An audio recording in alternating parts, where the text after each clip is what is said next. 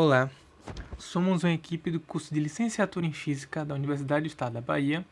Estamos apresentando um trabalho sobre as aplicações da álgebra linear. Nosso trabalho fala sobre criptografia. O que é criptografia? A criptografia consiste em um conjunto de práticas e técnicas com o objetivo de tornar certa mensagem incompreensível, de certa forma que somente o emissor e o receptor consigam entender a mensagem. Ela veio da fusão das palavras gregas kriptos e graphein, que significam oculto e escrever. A criptografia teve seu primeiro registro cerca de 1900 a.C., no Egito, no qual utilizavam-se hieróglifos que não correspondiam a um padrão existente. A criptografia clássica, tal como o nome indica, é a mais antiga conhecida pelo homem. Essa técnica andava de mão dada com as atividades militares, e sua força contra possíveis ataques dependiam unicamente do secretismo, isto é, do conhecimento do algoritmo necessário para a desencriptação da mensagem. Um dos mais antigos algoritmos de cifragem conhecidos, e também o mais simples de perceber, é a cifra de César, que foi assim em homenagem ao imperador romano. Esse algoritmo consistia no quê? Uma cifra de substituição, no qual cada letra do texto é substituída por outra. Por exemplo, com a troca de 3 posições, a letra A passaria a ser substituída pela letra D, e a letra B passaria a ser substituída pela letra E, e assim por diante. O nascimento da criptografia moderna foi durante a Segunda Guerra Mundial, numa era tensa em que a informação sobre possíveis alvos bases era cada vez mais crucial manter secreta, e foi necessário o desenvolvimento de algo capaz de fazer esse trabalho. Foi nesse caso que os alemães se destacaram e desenvolveram a máquina conhecida por Enigma, que não era mais do que uma máquina de rotores, em que cada rotor fazia algo tão simples como a substituição de uma letra por outra, como na cifra de César, apresentada anteriormente. Devido à quantidade de possibilidades, era humanamente impossível quebrar essa criptografia. Os aliados conseguiram decifrar após o roubo de uma máquina, realizando engenharia reversa. Ela foi muito utilizada durante a Guerra Fria. Conheceremos agora 3 tipos de criptografia. O hash é o conceito mais simples entre os que vamos abordar. Trata-se de uma função matemática aplicada sobre um conjunto de dados que gera outro número. Este, conhecido como hash, de forma bem simplista, pode ser equivalente a um dígito verificador. Um exemplo bem simples do dia a dia é o boleto bancário. Outra aplicação de hashes é o download de arquivos da internet. Especialmente no caso de arquivos grandes, é comum que sejam disponibilizados nos sites a informação do hash do arquivo. Desta forma, após a conclusão do download, pode-se calcular o hash sobre o arquivo baixado, comparando-o com o esperado. Em caso de qualquer alteração no conteúdo do arquivo durante o download, o hash calculado será diferente do esperado e o erro será detectado. Claro que para que tudo isso funcione, os algoritmos de hashing devem ser públicos para que qualquer entidade possa calculá-lo e validar os dados. A criptografia simétrica. A criptografia simétrica usa a mesma chave tanto para criptografar como para descriptografar dados. Os algoritmos que são usados para a criptografia simétrica são mais simples do que algoritmos usados para a criptografia assimétrica. Em função desses algoritmos mais simples, é porque a mesma chave é usada tanto para criptografar como para descriptografar dados. A criptografia simétrica é muito mais rápida que a criptografia assimétrica, portanto, a criptografia simétrica é adequada à criptografia e à descriptografia de uma grande quantidade de dados. A criptografia assimétrica. Ela usa 2 chaves diferentes, porém matematicamente relacionadas, para criptografar e para descriptografar dados. Essas chaves são conhecidas como chaves privadas e chaves públicas. Em conjunto, essas chaves são conhecidas como par de chaves. A criptografia assimétrica é considerada mais segura do que a criptografia simétrica, como falamos anteriormente. Isso porque a chave usada para criptografar os dados é diferente do que usada para descriptografá-los. Contudo, como a criptografia assimétrica usa algoritmos mais complexos do que a simétrica, e como a criptografia assimétrica usa um par de chaves, o processo de criptografia é muito mais lento quando uma organização usa criptografia assimétrica do que quando usa a criptografia simétrica. E também é possível fazer a combinação entre esses três tipos de criptografia. Cifras de Hill.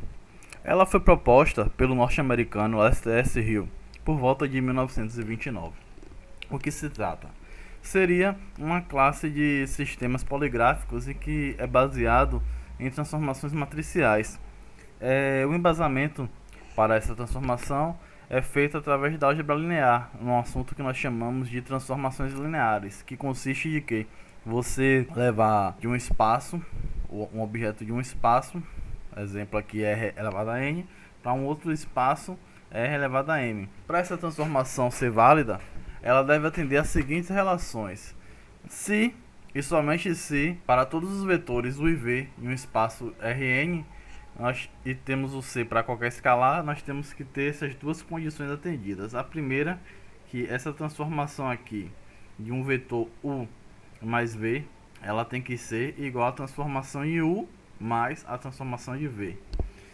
E, segundamente, que se eu tiver uma transformação de um escalar vezes um vetor aqui, um CV, ela deve ser o que? A comutatividade. Tenho que dar o mesmo resultado do C vezes a transformação linear em cima desse vetor. Sendo essas transformações atendidas, nós podemos verificar essas demonstrações de validade dessas proposições através da álgebra linear. Não iremos demonstrar agora por otimização de tempo.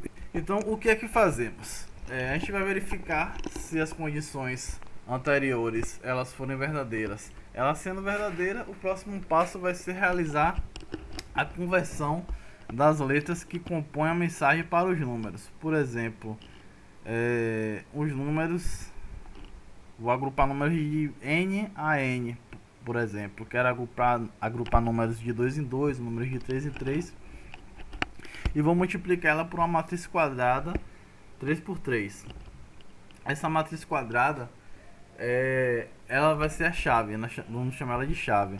E ela deve ser invertível ao digitar uma matriz quadrada, para que qualquer programa ele possa codificar ou descodificar. Se o determinante dessa matriz quadrada ele for diferente de zero, então essa matriz admite a inversa. Caso ela for igual a zero, ela não admite a inversa. E aí está o problema, nós precisamos que essa matriz ela tenha uma matriz inversa, que será usada para decodificar o programa. A matriz que representa a informação, ela vai ser multiplicada pela matriz quadrada. Assim, quando for transformada em letras, ela ficará legível depois de codificada. A chave, como havia dito anteriormente, de decodificação será a matriz inversa, que vai ser digitada pelo usuário que receber a mensagem. Fazendo a multiplicação da matriz codificada pela inversa, vamos ter a informação que queremos. Vamos fazer um pequeno exemplo aqui, considerando essas seguintes matrizes. Minha matriz que vai codificar vai ser essa matriz A. Calculando a inversa, eu tenho esse A elevado a menos 1. Essa matriz aqui, ela vai ser a matriz que vai ser a decodificadora. Então, vai ser o seguinte, se eu quiser mandar a mensagem, eu preciso saber essa matriz aqui, e se eu quiser receber a mensagem, eu preciso saber essa matriz aqui, decodificar no caso. O remetente ele vai usar essa matriz, como eu havia dito, A para codificar e a matriz inversa para descodificar. Vamos ter nossa correspondente tabela aqui. Caso eu queira B, vou utilizar 1, 2, C e assim sucessivamente. Qualquer outra combinação ela também seria possível, mas o remetente e o destinatário eles precisam combinar previamente. Então, caso você queira fazer outra combinação e criptografar, você no remetente tem que combinar quais são as matrizes, a matriz que você vai usar para codificar, e calculando a inversa, consequentemente você consegue descodificar a mensagem. Para o nosso exemplo, usaremos o espaço em branco mesmo para a inexistência de letras. Vamos usar essa frase levemente aleatória e sutil, quero 10. Fazendo a relação com a tabela mostrada anteriormente, a mensagem ficará da seguinte forma, ao ser convertida. Transformando essa informação numa matriz, teremos a seguinte matriz M. Agora, usando a matriz A que definimos anteriormente, que foi a matriz codificadora, teremos a matriz N, que será dada pela multiplicação da matriz codificadora pela matriz original, que possui a mensagem original com os caracteres convertidos em índices. Através da propriedade de multiplicação de matrizes, obtemos a seguinte forma. Observe que uma matriz completamente diferente foi gerada, de forma que se alguém não possui a chave da codificadora e tiver acesso à informação dessa matriz, encontrará uma mensagem sem sentido algum, o que significa que o sigilo foi alcançado para essa informação original. Então, quando a matriz chegar ao destinatário, ele deve usar a matriz inversa da codificadora para descodificar essa matriz e depois fazer a conversão de volta para letras.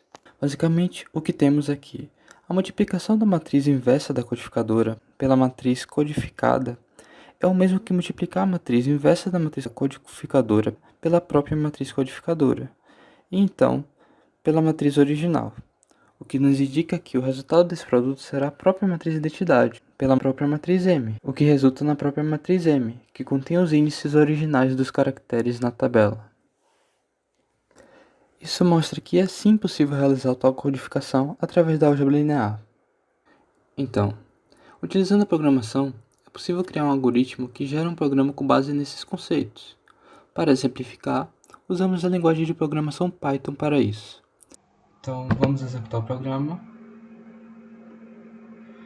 Então, devemos escolher uma opção: codificar uma frase de até 9 caracteres, decodificar uma frase previamente codificada por esse programa, assim utilizando a chave específica para tal mensagem, ou codificar uma frase e decodificá-la em seguida para testes. Vamos então usar aquela bela mensagem que usamos como exemplo anteriormente e testar aqui. Então, vamos lá. Basta escrever caractere por caractere, Q, U, E, O, espaço, B, E, Z. Então, escolhendo a opção 3 e digitando caractere por caractere, teremos automaticamente aquela matriz esperada, assim como a sua codificação. Abaixo, usando a matriz-chave, o algoritmo também retornou a matriz original e converteu de volta os índices para os seus respectivos caracteres. Para mostrar ainda mais a funcionalidade do programa, codifiquei previamente outra mensagem importante.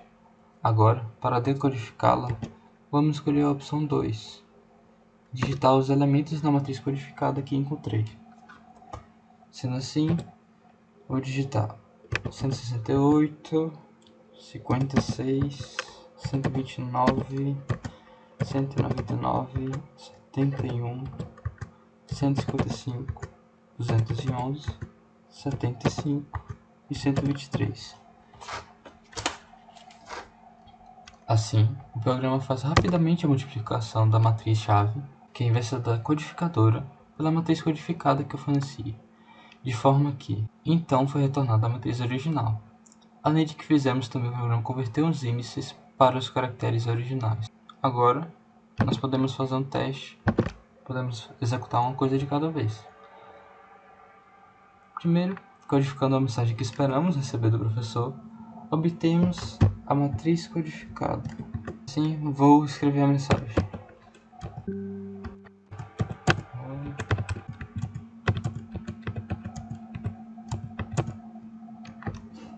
Assim, tendo obtido a matriz codificada, vamos decodificar essa matriz na opção 2.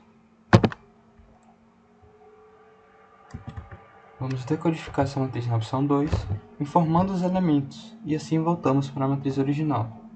232, 82, 142, 141, 47, 111, 173, 59, 131.